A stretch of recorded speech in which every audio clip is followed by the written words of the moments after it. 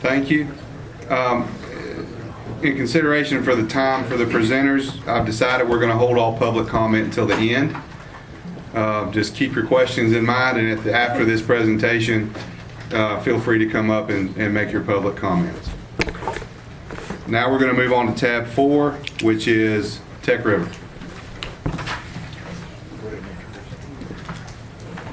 Please come up and introduce yourself.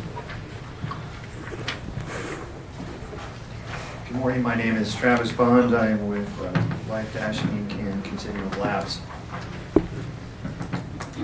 I'd like to begin, if you don't mind, with playing you a short video.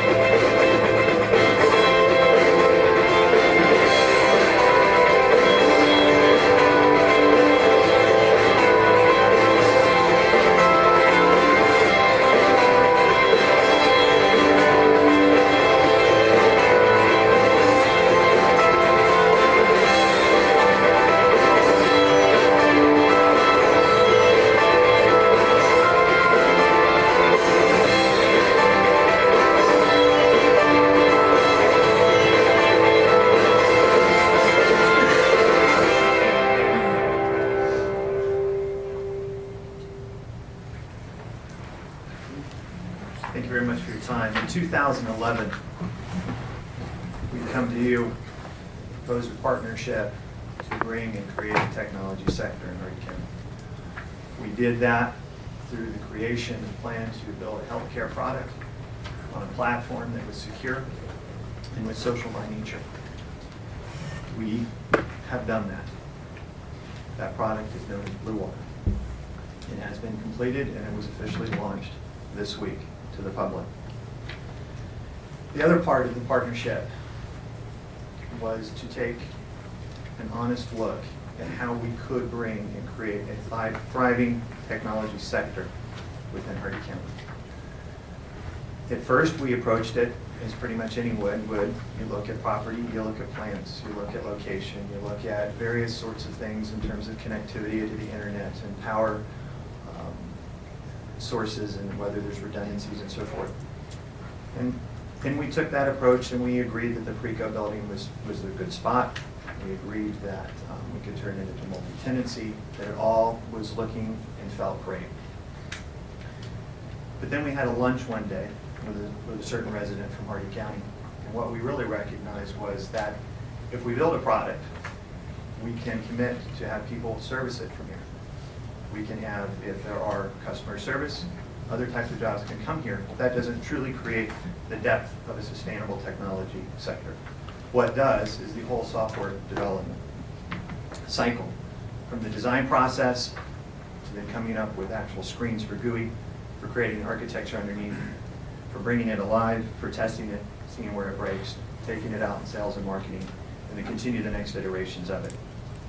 When we looked at that, and we put it on our Tech River, our plan, and we called it Tech River as a project name, we really discovered that what would really work was that we needed to do something all at once.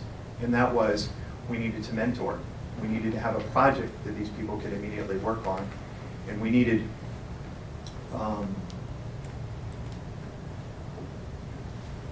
to give them training. And so what we found, and what was Eric and Michael and others that were proposed in the video, is that we believe that there are people in small town America who have trained for one thing, but only have job openings for something else. And so their lives takes a dramatic change. The challenge that we have is one that everyone on the planet has. We're consuming technology faster than we can make it. And so each person individually, and even as companies and or cities and communities, you either become one of two things. You either help producing it or you just become a consumer of it. And so what we found then, as we started to piece this Tech River plan together, was that if we wanted to create extraordinary careers, we had to give people the training, the mentorship, and the thing they're doing all simultaneously. Because if we didn't, it would just be sort of a community college. We would train you on something, but you really wouldn't have the immediate reinforcement of what you just learned. And you really wouldn't have the mentorship. So you can hire a roofer to put on a new roof. But if you're really trying to create a bunch of roofers, you need the roofer to actually take some extra time out and show you how to roof. And then you create a community of roofers. And so that is what we're proposing. And I would like to go through a couple of things as to what we've accomplished in the last 11 months. First off, we believe that, as you can see in the books, and the next slide please, is that there is a great opportunity here. And then we believe that we can build a technology-focused community. I believe that we can create an ecosystem within this building. I think that we can create an environment when people drive up here, they feel like they're part of a technology system. It's multi-tenants, meaning that other people will reinforce the behavior of this is what we do for a living. We grasp, consume, understand what other people are doing in the technology space, we pivot and we become competitive accordingly. We believe that there's a minimum viable force. That means that there's a certain number of people that we would want to sort of create in sort of a freshman class, if you will, of hires. Because it's not just jobs that we're trying to go for, it's real careers. Now careers is what then gives that person the ability to understand a trade and be able to then adapt that trade with the changing environment. And so for us in technology, we have all sorts of things that are out there that continue to come at us. And one of the cool things is the internet. And the fact that now most of us have online all the time access to the internet, and that's mobile. And so about 6 out of 10 hits on the internet now comes through a smartphone. There's over 5 billion smartphones on the planet. We had Amazon prove the fact that you can give your credit card up safely. That has given rise to e-commerce, and people now are more comfortable with doing commerce online than they are in the physical. That and the internet and mobility has created what's known as a third wave of innovation out there, and that's what's created extraordinary wealth. Facebook and others have tapped into the social side, Amazon into the e-commerce side. These have created multi-tens of billions of dollars organizations that employs tens of thousands of individuals.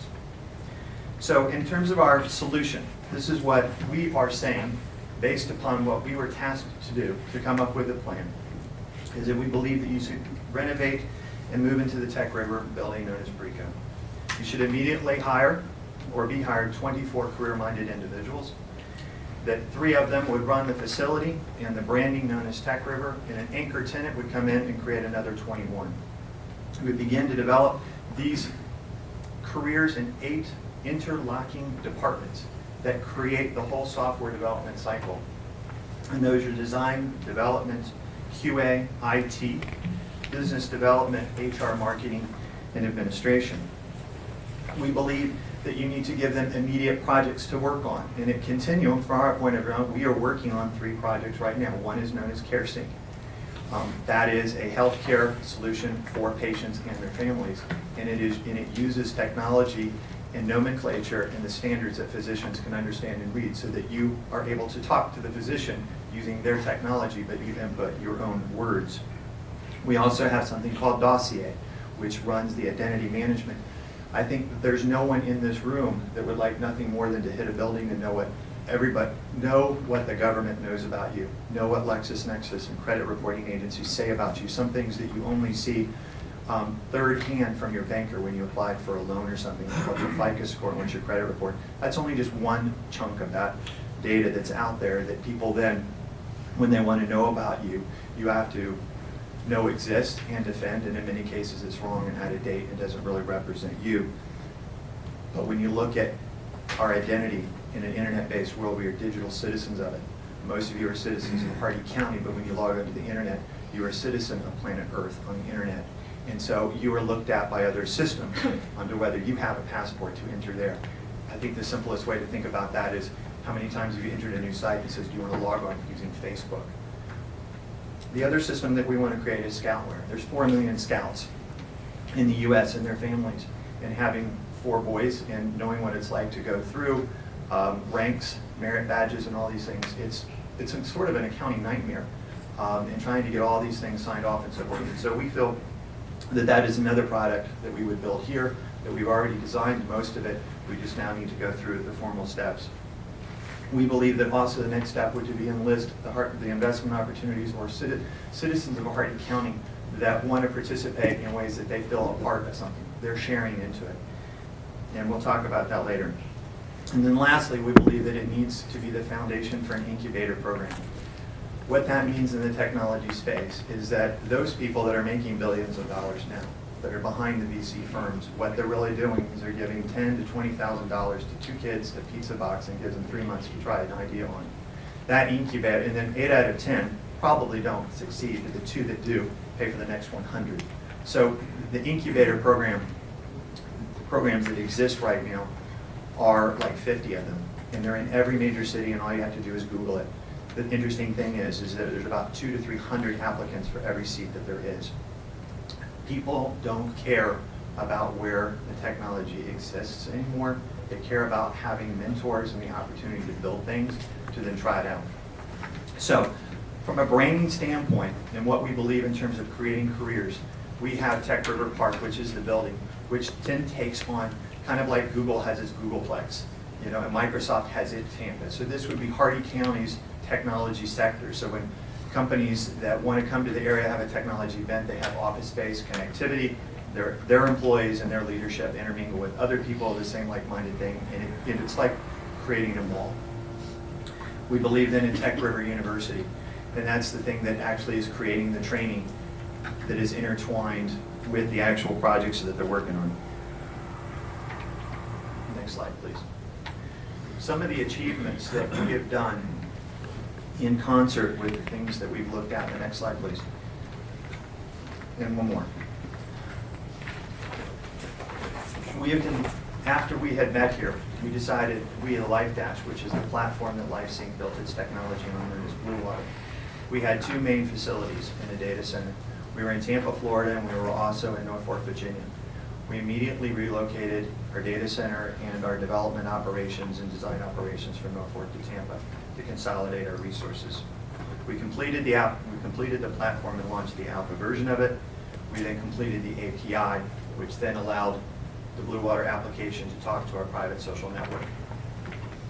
We've created a general available release known as Dashes, which is sort of the eye candy to the social platform, and it's a way for people to share stories. It's a way to give depth to the platform other than it's just a single application and it's Blue Water running on it. We established a professional services division to which we've done work for many entities, which you can see up there, like Oracle and the Air Force, practice management and EMR system for prognosis, which is a healthcare information technology. These are the engineers that work at Continuum, and Life Dash is that they also work on other projects.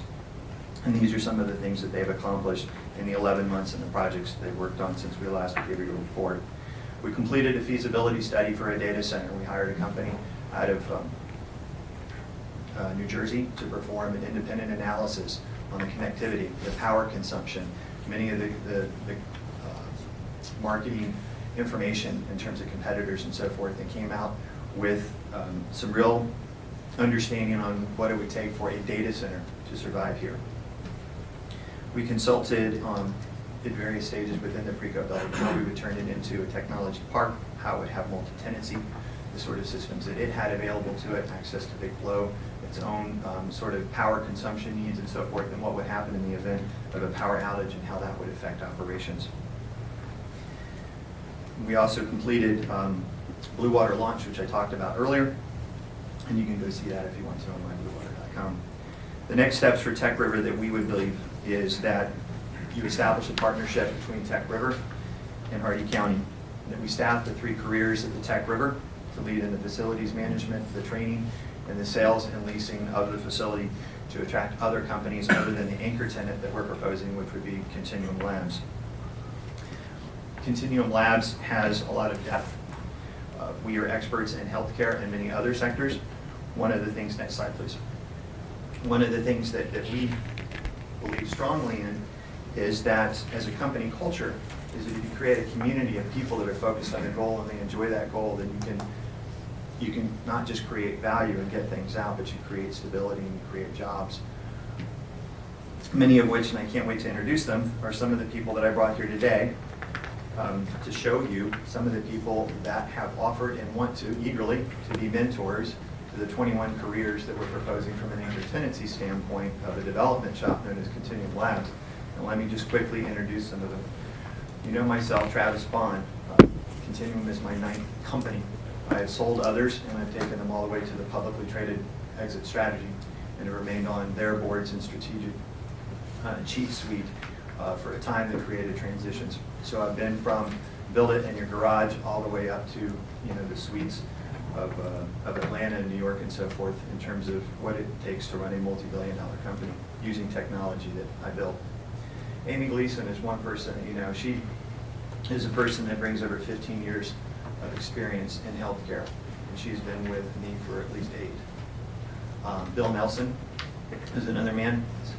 His expertise is creating training centers and identity, and he has worked on many top security clearance projects for identity management, as well as created training centers through, I think, like 9 different states and 21 different locations. So has a lot of experience that could help and mentor the university program and training.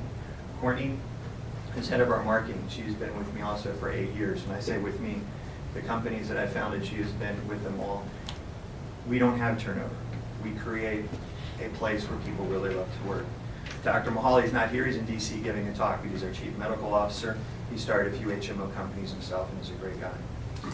Phil is head of our design. Not sure how long he's been with us, but at least 6 years, I think.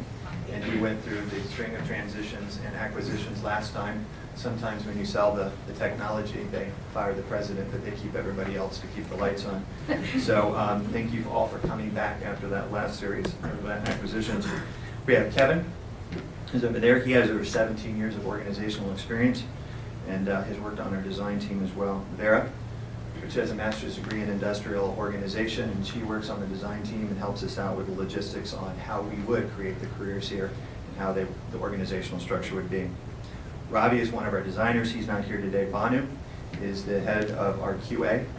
To give you, I think Banu is a classic story.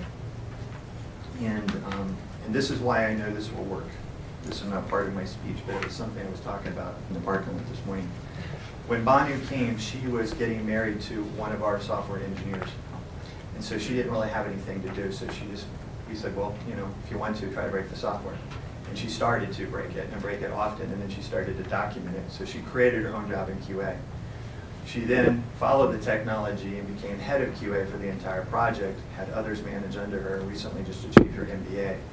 She now heads up QA for us at Life Dash and Continuum as well. But that's a classic example of taking people who want to do something, giving them opportunity to do it in an environment that encourages them to do it. And people will make their own way. And Banu is a classic example. Courtney got hired in an elevator in Fort Lauderdale in 2004 because they saw that she was aggressive. Amy is the only one that actually ever got a real interview because in the HR department we were so big I was forced to. But after that I just bucked the system. Point of it is that why we can make Tech Park work here is because I have seen that there are a lot of people who legitimately want technology jobs. The book that I've given to most of you, the guy that printed it up last night asked about how he could get a job here in Tampa, Florida. The point of it is that there's plenty of opportunity out there. People just need an opportunity and encouragement to do it. Michael and Bill are engineers. They're not here today. Tony is a senior engineer. And definitely a confessed software geek like Scott. Scott works on some of the identity and top secret programs for the Air Force. Brian and Sarti are not here, as well as Steve and Robert. Lee is here. We had to keep somebody actually coding today, by the way, so we needed to get some work. And then Sam is our head of IT. And so he was the one that was saying, thank God we didn't host anything on GoDaddy yesterday. Because, those evil people at Anonymous brought him down. Is this a good place to pause? Yes, sir. Awesome. Okay, because the book, it seems like a good place to pause. We're going to have to stop the EDC meeting, recess the EDC meeting, start the IDA, and then flip back to the EDC. So we are adjourned. We're recessed. And I'll call the IDA meeting to order, and I'm recessing that meeting and turning it back over to the EDC chairman. Okay, thank you. Please continue. Kind of felt like a commercial break. Yeah, that's kind of what that was. Now a word from our sponsors. These are some of the projects that we built. CareSync, I talked about it a little bit earlier. There is a great story behind CareSync, and Blue Water was phase one of that. About 2 years ago, I get a call from Amy, who asked me to look up a term, who even I went to med school and had never heard before, and it was juvenile myositis. And she said, my daughter just got diagnosed with it, what is it? So I frantically went back to my textbooks and tried to find it. It's so rare that you don't really hear about it. There's only a few thousand kids in the U.S. that have it, right? 3,000, something like that. 5,000.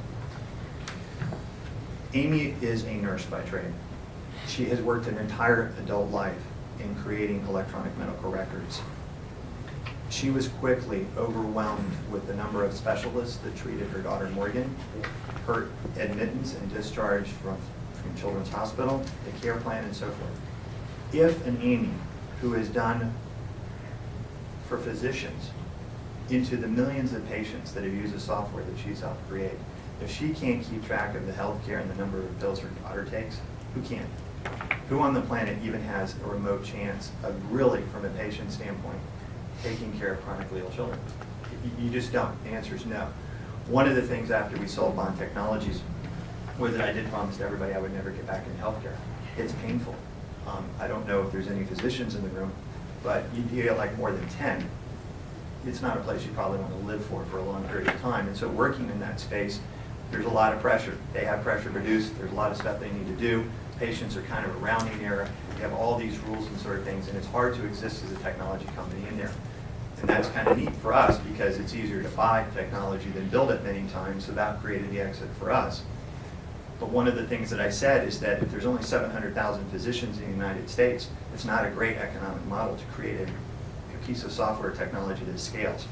And so I went off and created Life Dash and did some other things.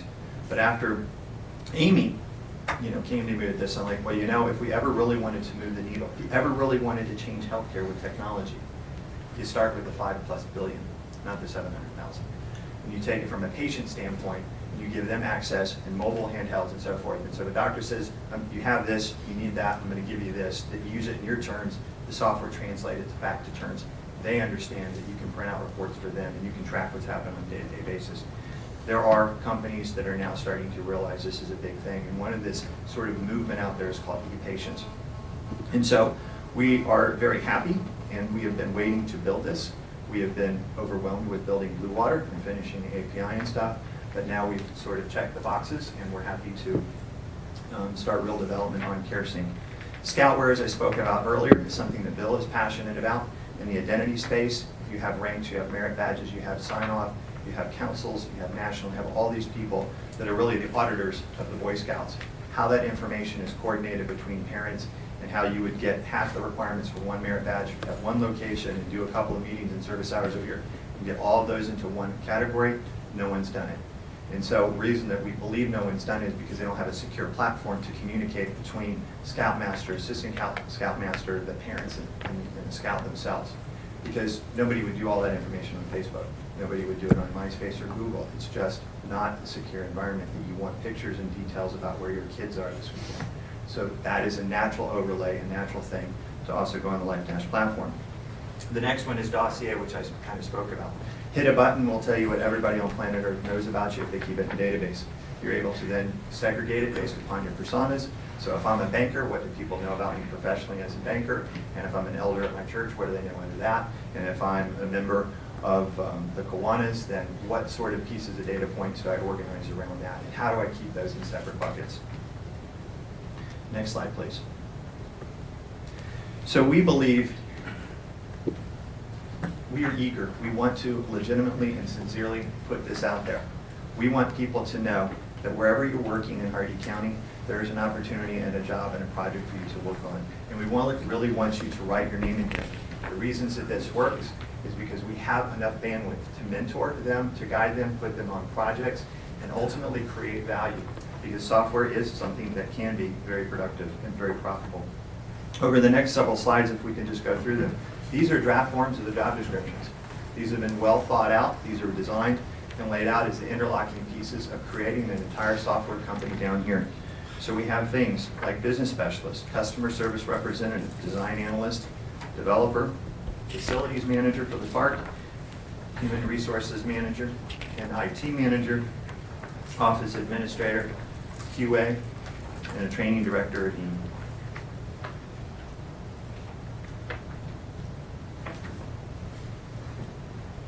Now I'd like to play one more short video for you because this shows how this thing grows to the next level.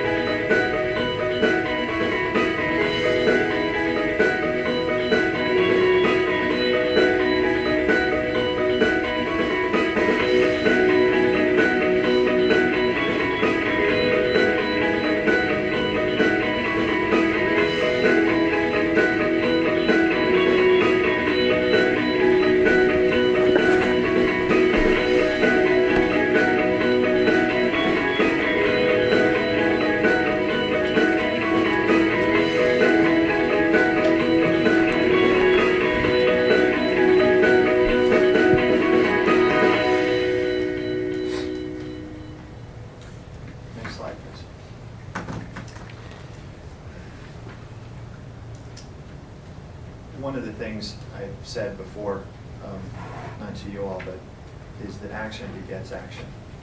You start renovating a home on your street, 2 neighbors down start doing it. You pave one road, somebody else has to pave the road. Somebody builds a business, another person builds another business.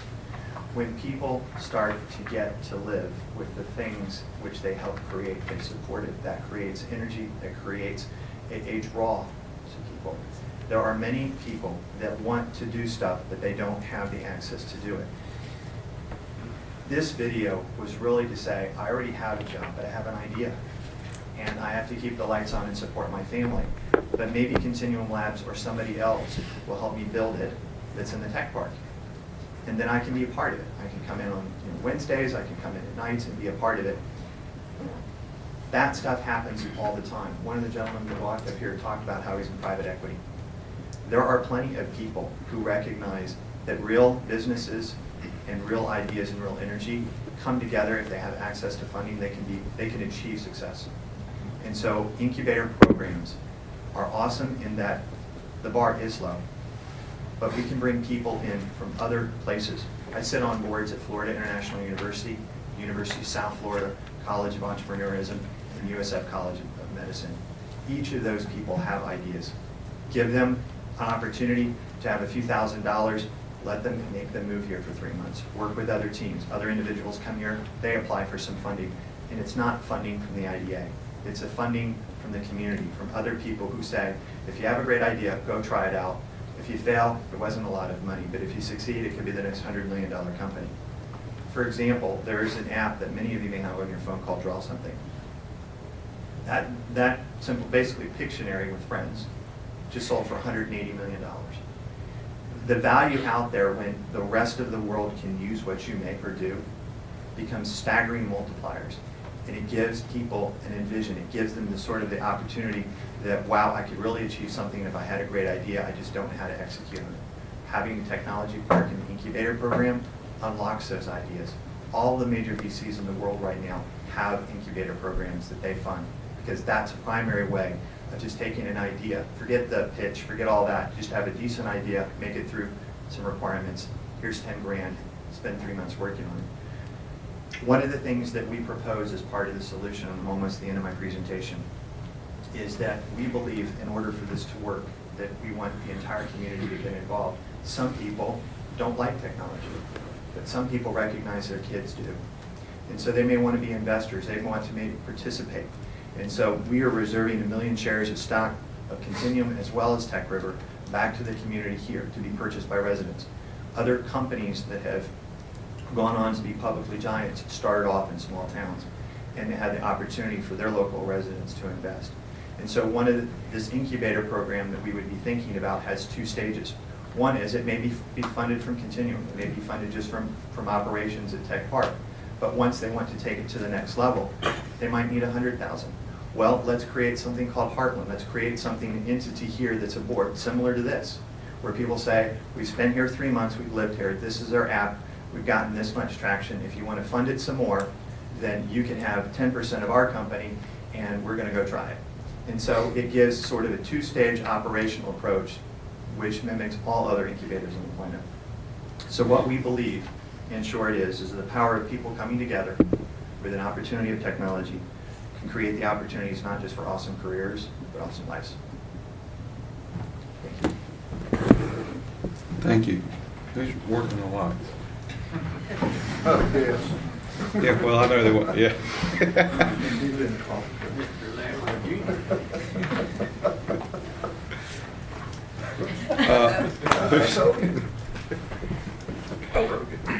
Okay, thank you very much for the presentation. Is there any, from the council, is there any questions or comments? One of the questions I had was, I see a lot of names here. I see a lot of things, Continuum, Dossier, some of these other issues here, Tech River. One of the things I'm having trouble wrapping my head around is really what is the, I guess what's the key goal here for this product or for this place? I mean, is it going to be a university? Is it going to be a arm of Light Dash per se? that's going to be doing a lot of the software development for LifeDash? I mean, what happens if you don't have, 5, 10, a dozen people come in and say, I want to develop this app, or I want to develop this software program? What's going to keep this thing running in the long run, if you don't have the initial bite, I guess, that you're thinking?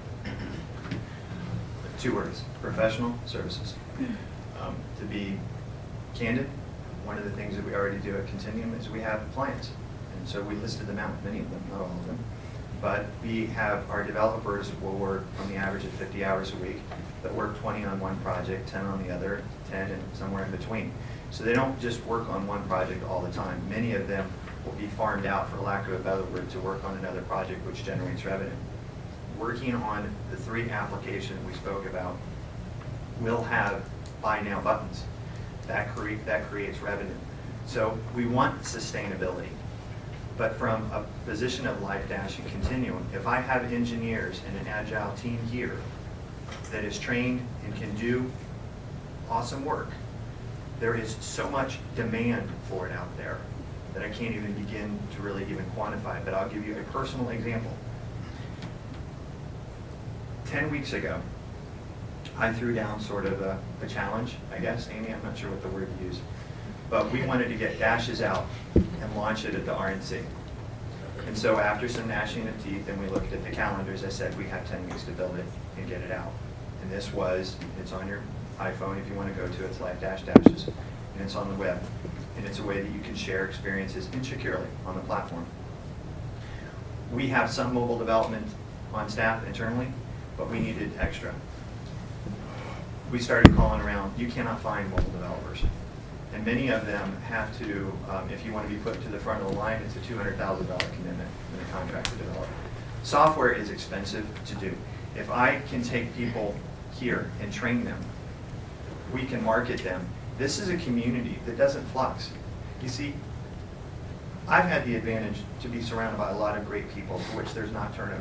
They get better at their jobs every year. We charge higher rates, we make more profit. We build awesome things, they get bought again, we make profit. The functions of the business work. If I can do that in Hardy, where the rest of you help to keep the careers together, where they go to church and school with you, where you have a community to where they're not moving and coming every 6 months. If I can create that environment here using the community as the anchor for that, and I just go ahead and invest a year, 18 months into them, then I have these people on par with Hardy. We're making money. It then becomes a self-sustaining business, and that's what Bill Lambert and others have said was important, is that you create something that can sustain itself, bring jobs, and continue to grow. And so I hope that answers your question. So software development, right? Yes, That's your biggest. Yes. Okay. Any other questions from council members? Comments? Thank you, Travis. Thank you. Public comment or questions about either presentation? You want me to get the mic? Yes, sir. We want to be able to hear you. Okay.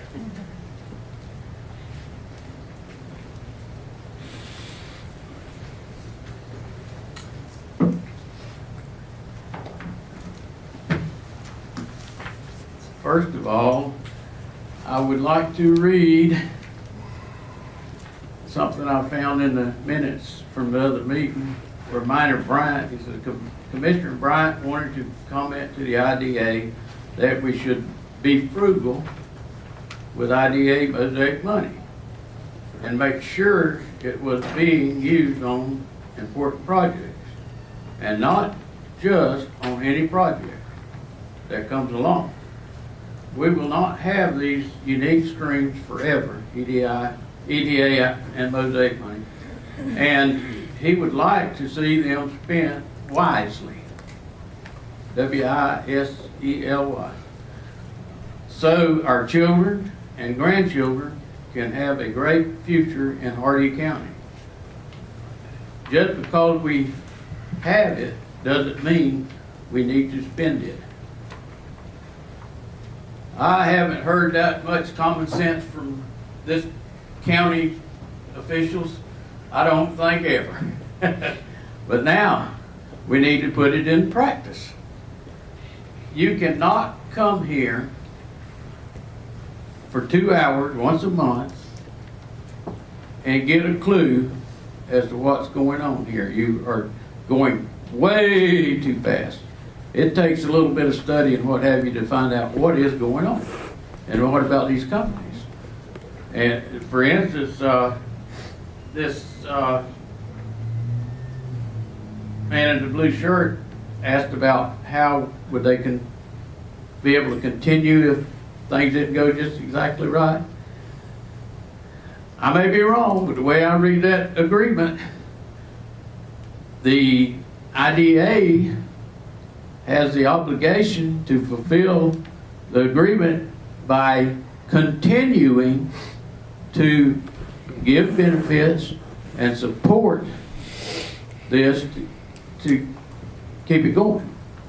So that turns it, if I'm reading that right, that turns it into a county-funded business, which has already went way over $4 million into it already. And we don't have nothing yet. And then we got the same company, or the same owners, I guess, starting another company if this is another corporation, wanting to come in here and copycat the Blue Water thing. There's not much difference. There's a song at the front of this and a song in the front of the other one that he played there for you. I didn't see anybody dancing, but we got the song. And much of what he said was equal exactly to what the Blue Water guy presented in May. In fact, I have the presentation, paper presentation in here, but I remember it very strongly. So I brought some laws, but I'll give them away. You guys are supposed to study and look at this stuff as to what it's going to do. Is it better for the public? Is it going to help the public? Is it going to help us anyway?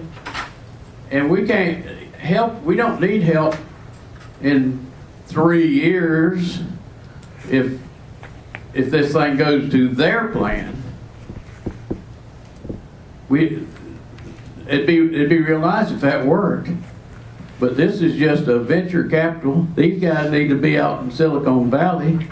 There's people out there that specializes in financing this type of thing. But they would have to go through more than they go through here to get that money handed out. They would have to convince those experts that's handing the money out that they are worth investing venture capital in. Thank you for your comments. Any comments from board members? Oh, I'm sorry, I forgot. Come on up. Thank you very much.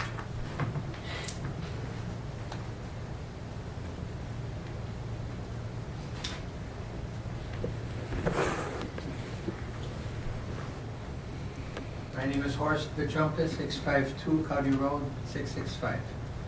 And this is not going to be a technical talk here. To follow up on Donald Samuelson, the corporation filing that he was asking for here by a foreign profit corporation, Bio-Nitrogen Corporation, date filed May 29th, this past May, 2012. And I'm sure there must have been a cost-benefit analysis by the company to assure that this is even feasible.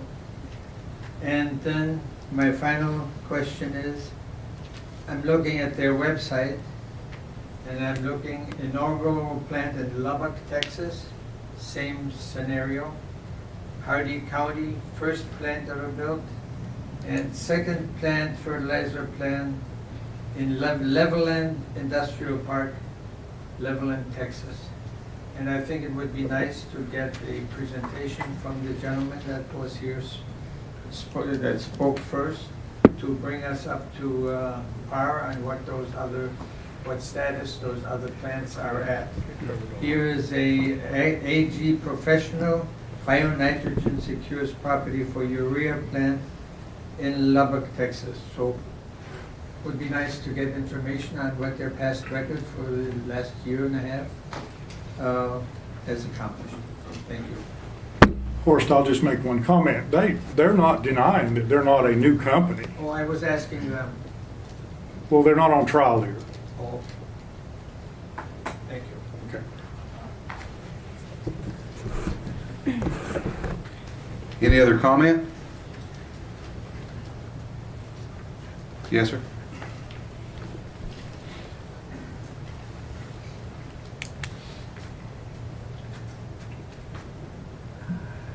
Just to put another face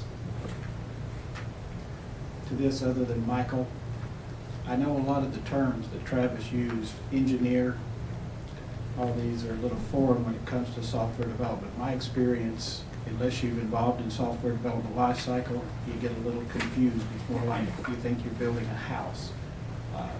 15 years before I took this job, I worked in IT. Most of the projects were closer to $50 to $250 million. They were different. But just keep in mind, as these terms come up, software is kind of built like a house. You have architects, you have engineers, you have quality assurance. I worked specifically in telecommunications on carrier access billing systems, started in COBOL, I went through C++, C++, into Java. I don't even know the terms anymore because I've been out for 10 years.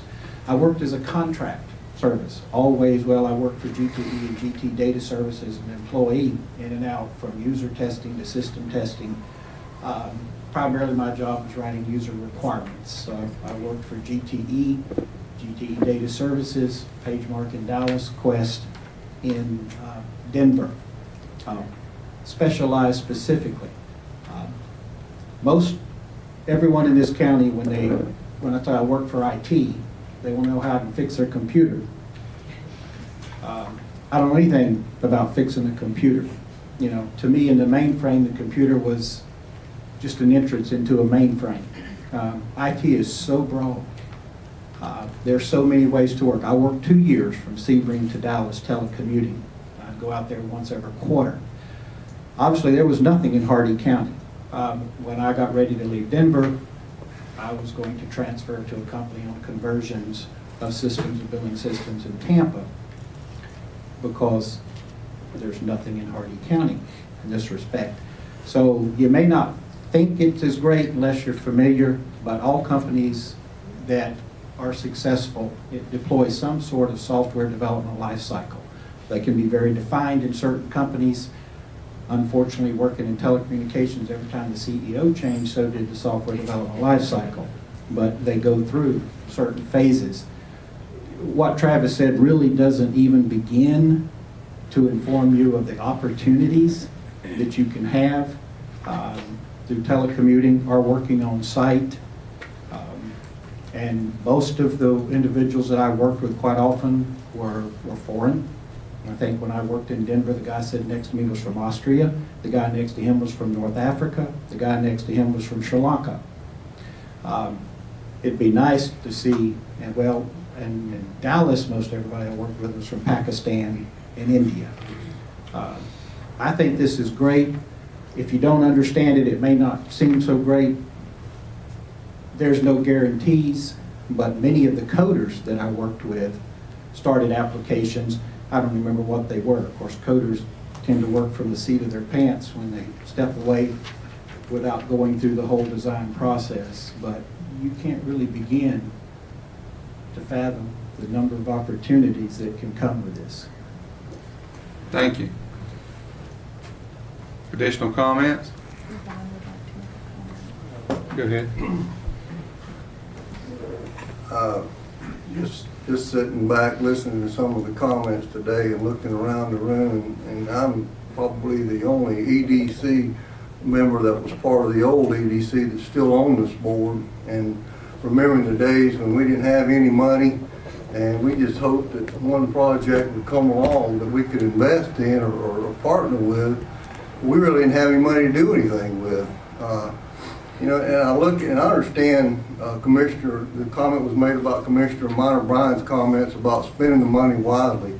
Absolutely, we have to do that, and the vetting process, I'm sure, is going to be very good from this point forward. And I have a lot of faith in Bill Lambert and his staff that they've done a good job. But we really have to look at EDC as an entrepreneur. We have to, you know, the best investments you can have is when public and private come together.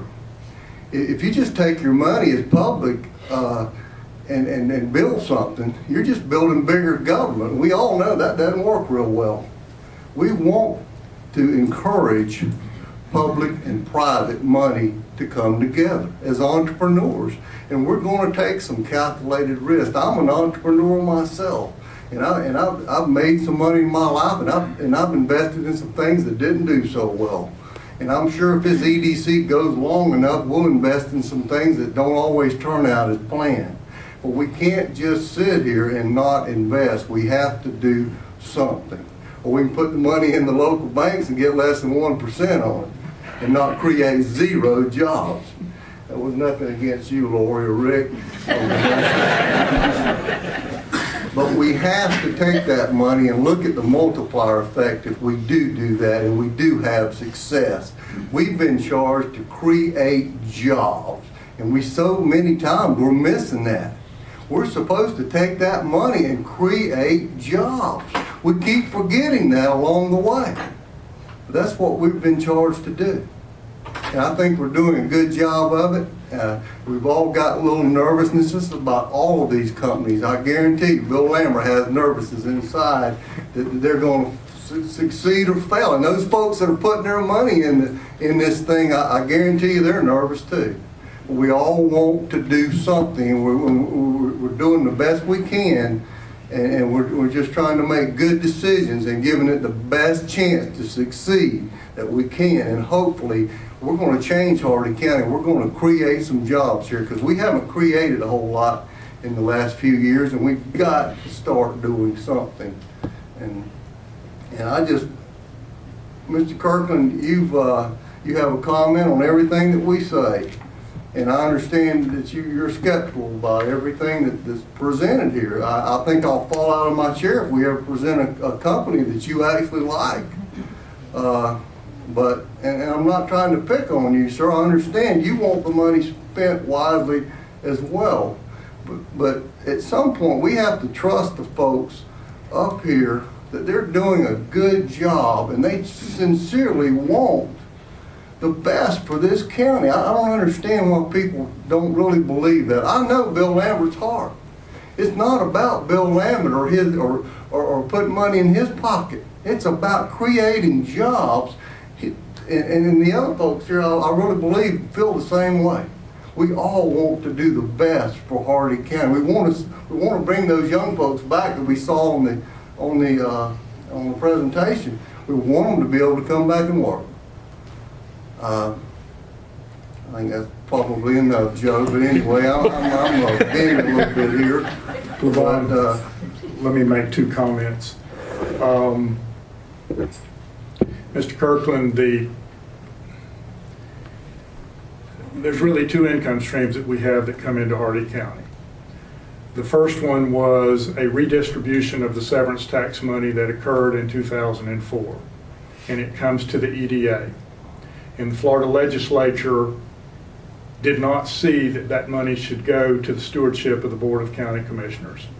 And it set up an independent special district to administer that money. The Board of County Commissioners was denied even being able to have a plurality appointment privilege of that board. But that is an income stream that comes back to Hardy County because we have phosphate mining here.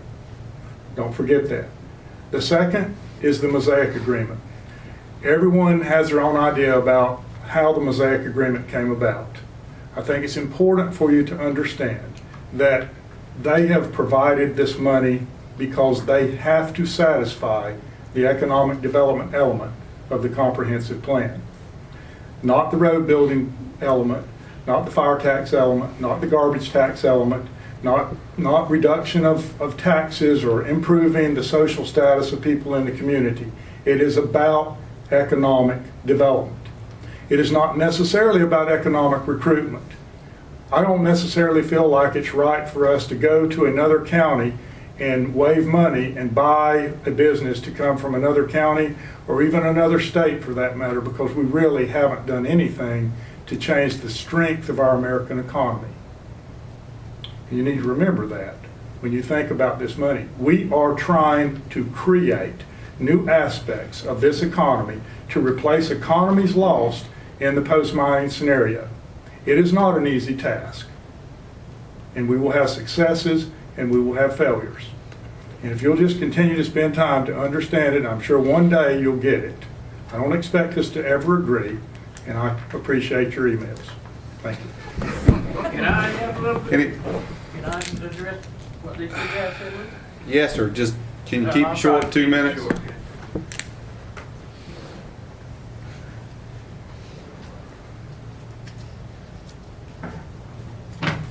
We're bound down with time, so if I have a positive thought, I got too many negatives I want to get out, so that's why I'm negative about a lot of stuff. And it's not just creating this stuff. What we're saying and what Minor was saying in this thing is you need to take time to make sure what's going on here. And I'm saying, it's constructive criticism, I hope. I'm sorry it comes out that it hurts your feelings and makes you mad, but taking time to look at these things, and you can't look at this many projects this fast in the little time you have to look at it. And there are experts out there in fields, several different fields, and there's a lot of stuff out there you can find out, and try to know, like Minor said, try to know that you're going for something that's real. You look at the company, you look at the people that own that company, such as when WGP come in here. When we go on the computer and look, we find pretty disastrous looking corporate owners. And that's the people you're really dealing with. That corporation separates the identity and protects these people from liabilities. But that's all. You're still dealing with the people that own those corporations. So, thank you.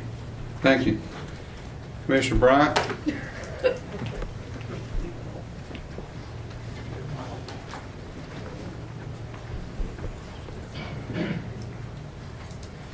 Minor Bryant, Moy Road in Bowling Green. I just wanted to clarify something. It scared me to death when Mr. Kirkland agreed to me. And my name's been thrown around a lot this morning. I just want to clarify that was nothing to do with my lack of support for the IDA, EDC, and EDA.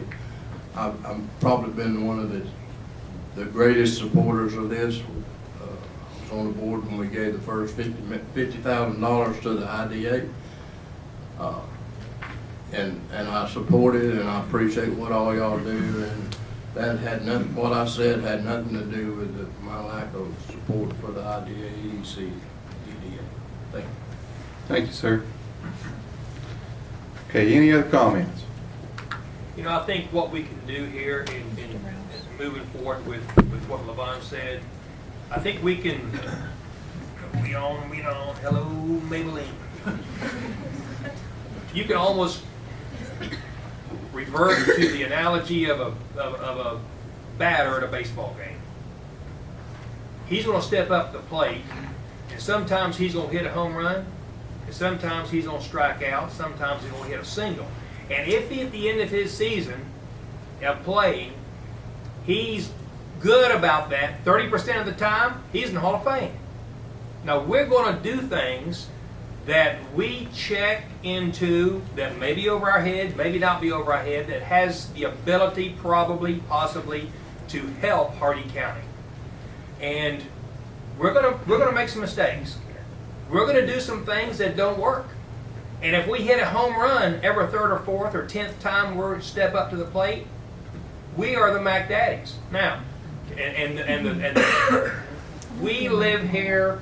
Some of us on these boards, our families have lived here for 100 years. We are vested here. We have children and grandchildren here.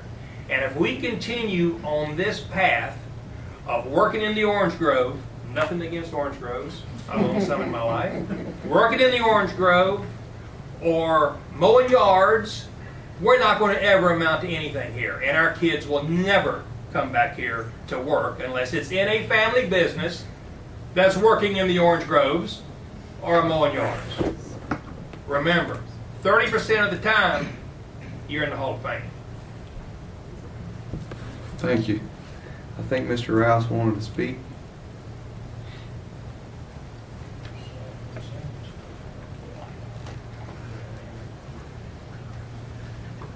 Don't come to a lot of meetings. Mike Rouse, have a business downtown for 30 years on Main Street. We've seen in the working of it that Hardy County people will buy, but they can only buy so much from each other. And there's a lot of buying from each other here. I see in the presentation that I rely on the boards to bring presentations to us for the county. But I see in technology world that's moving faster than I jumped on Angry Birds. And somebody built that Angry Birds. But I'm saying this to say from 10 years ago to 10 years from now, the technology is going to be moving faster than we can keep up with it. But I do see an opportunity that maybe people in the world are going to do something that's bedded down right here at 1499 US Highway 17 North. And that's just a one man's opinion. Relying on somebody else who's done the homework to rely on somebody else to make it work. That's all. Thank you, Mr. Rouse. Okay, who's doing the finance report? Okay, thank you. I assume you've had a chance to look over the financial reports for the past month. Turn your attention, the only thing, kind of a quiet month, but on page, what is listed in the bottom right corner, page 3, is the P&L for last month. There's just a couple items that draw your attention. I got in there. There's nothing on the revenue side. On the expenditure side, there was, we had an extra pay period in the regular salaries. That's why that number is higher than what is the budgeted amount. There is, we paid our accounting bill for professional services. That's the accumulation of a few months in the couple of tax returns that was done for us. And then the rentals, there were actually 2 lease and rental payments actually paid in August, both August and September. That's why that number kind of stands out against the budget. Other than that, income, nothing unusual, typical month, Mr. Chairman. Thank you very much. I'll entertain a motion to accept finance report as presented. I have a motion and a second. All in favor say aye. Aye. Thank you. County Attorney, any other business discussion for the council? Yes, ma'am. The second was Rick, wasn't it? Rick. Oh. Me. Oh, yeah, Vanessa. Do you have a comment? Don't forget that your reorganizational meeting will be the first meeting in October, which is the 9th. Vanessa has agreed to take the chairmanship of the EDC. I have no proffers for vice chair at this time. So if any of you have a desire to do that, let me know, and I'll try to get some slate, or we'll deal with it in the meeting at your preference. Thank you.